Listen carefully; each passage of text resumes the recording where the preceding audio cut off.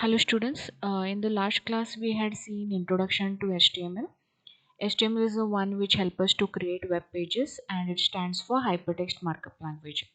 It was first started by Tim Berners-Lee, and then we had seen that it was taken by World Wide Web Consortium W3C. W3C is nothing but a community and which took forward HTML and they made use of HTML to create web pages. So we had seen what is HTML and where it come from, and we had seen this example, and we had also seen what is meant by markup. And now the next topic is background. So what is the W3C? W3C created in 1994. The World Wide Web Consortium is the main standard organization for the World Wide Web. That means World Wide Web Consortium W3C, it is a set of people, and these set of people create standards, and these standards has to be followed by all the manufacturers who work on web. That means if you're creating a website or if you're creating a web page, your web page should follow the standards that has been created by this W3C. That means if you are creating a web page or if you are creating a website, that website has to run in any system irrespective of the operating system it is working on. Whether it is using any hardware or whether it is using any other operating system, your web page should be able to run on any system. So if it has to run on any system, there has to be some set of rules and regulations. So that set of rules and regulations or syntax is being created by the World Wide Web. Okay. So second point is, to promote compatibility, the W3C produces recommendations, also called specification. That means they have some set of recommendations. Recommendation means some set of rules, some set of regulations, so that your web pages or your websites are compatible enough to run on any systems irrespective of its operating systems or its hardware, whether you're using Google Chrome or whether you're using Mozilla Firefox or you're using Internet Explorer. Your web pages should run on any browser or any operating system. Okay. So these recommendations are very lengthy documents that are meant to guide manufacturers in their implementation of HTML, XML, and other web protocols. That means you have to follow these recommendations whenever you are implementing any HTML, XML, and other web protocols. Okay. The membership of the W3C at present consists of almost 400 members. These include businesses, government agencies, universities, and individuals. That means W3C is nothing but a community, and how many people are there? 400 people are there, and that also of different sectors. These all people have sat together and they have formed these recommendations. So whenever you are creating an HTML code or when you're creating a web page or you're working on a web protocol, see that you follow these recommendations that has been created by the W3C. So they have just created a set of syntax and we have to follow those syntax. If we are following those syntax and we have created a website, that website will run on any system. The next topic is XHTML. It is one more web programming language, XHTML. We'll be not going through detail in it. It is just one part of it is just one of the markup language. Okay, so let us see what is the first point.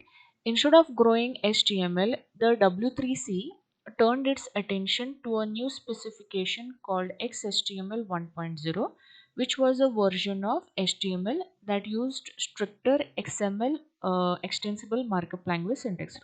That means when HTML was growing up, instead of focusing on HTML, W3C they turned their attention to one more markup language, and that markup language was called as XHTML 1.0. This XHTML 1.0 made use of the syntax of another markup language called as XML. So it is a combination of XML and HTML. XML and HTML both together one more specification that is called as XHTML 1.0. What this XHTML 1.0 was this? It was somewhat same as HTML and XML, but it made use of strict syntax rules. That means if you all are not following the proper syntax rules, then your web page will not run properly. That means it will show some errors. So XHTML 1.0 was a stricter version than HTML and XML. Okay. Second point, the goal of XHTML with its strict rules was to make page rendering more predictable by forcing web authors to create web pages without syntax errors. Okay, that means they were not lenient. This markup language was not lenient, and web authors had to be very strict enough whenever they were writing their HTML code. That means they had to write their code with proper syntax rule. That means they had to not miss a comma, they had to not miss a bracket or something like that. If they are missing a bracket, then it used to show syntax error. That much strict was XHTML. Okay. Third point, the XML based syntax rule for XHTML are pretty easy to follow. So the main rules are lowercase tag names, attributes always within quotes, and all elements must have a closing element. Okay, so these XHTML, if they were having very strict syntax rules also, those rules were very easy to follow. And what was their simple rules? Lower tag names. Tag names are nothing but, I have told you all previously, they are nothing but HTML elements. HTML elements will be telling us how to have an heading, or how to have a title, or how to insert an image.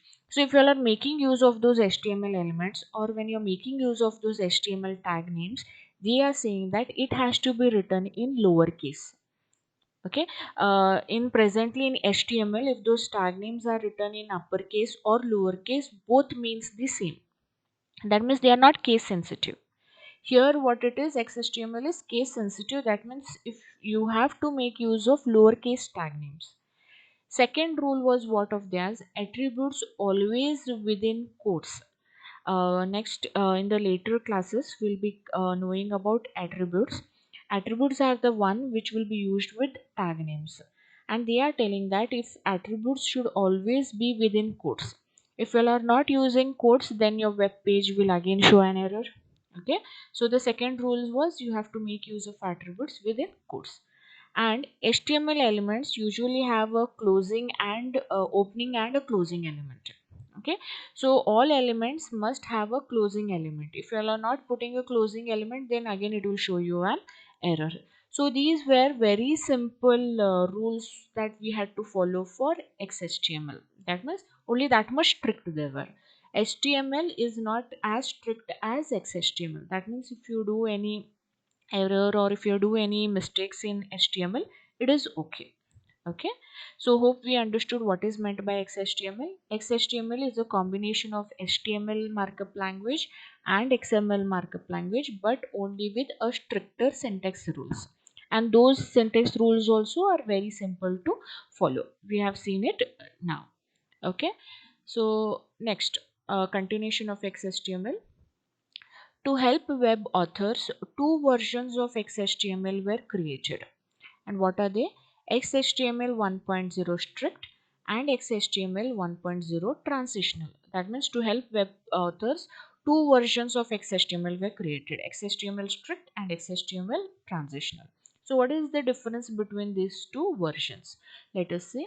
First thing, the strict version was meant to be rendered by a browser using the strict syntax rules and tag support described by the W3C XHTML 1.0 strict specification. That means if you all are creating a web page using this version of XHTML, which version? XHTML 1.0 strict. If you all are creating web page using this version, you all have to follow all the syntax rule that was specified by W3C. It has to be strict. If you all are not following those syntax rules, then your web pages will create an error. Now, what is this XHTML 1.0 transitional?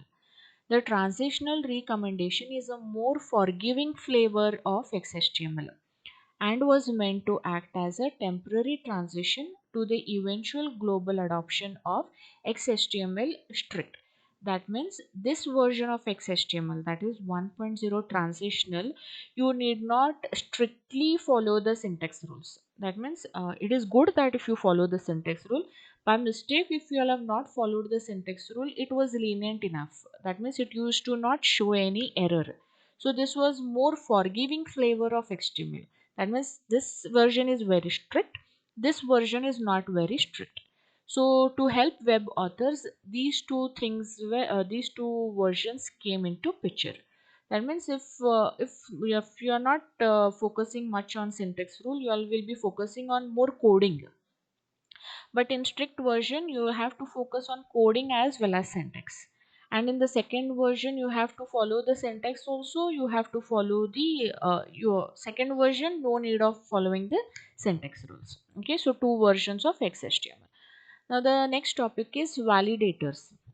How to ensure your pages follow a standard. That means if you have created a web page, how to make sure which standard you are following. Whether you are following 1.0 strict or whether you are following 1.0 transitional. So, a key part of the standard movement in the web development community of the 2000 was the use of HTML validators as a means of verifying that a web page markup followed the rules for XHTML transitional or strict. So what had happened is they created one website known as validators. So these validators, we have to dump our web page to these validators. These validators used to tell us whether we are following the first version or whether we are following the second version. For example, this is how validators look. Here you can see that validator.w3.org.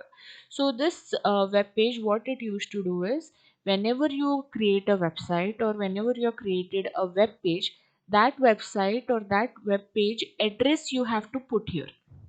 Okay, once you put your address here, you have to press this button check. So once you press the button check, the validator will check whether your website is following XHTML strict version or XHTML transition version. Okay, so these validators will help us to find out whether we are using HTML 1.0 strict or whether we are using XHTML 1.0 transitional. So validators are only used to find out that. Okay, next. Next topic is XHTML 2.0 and what WG.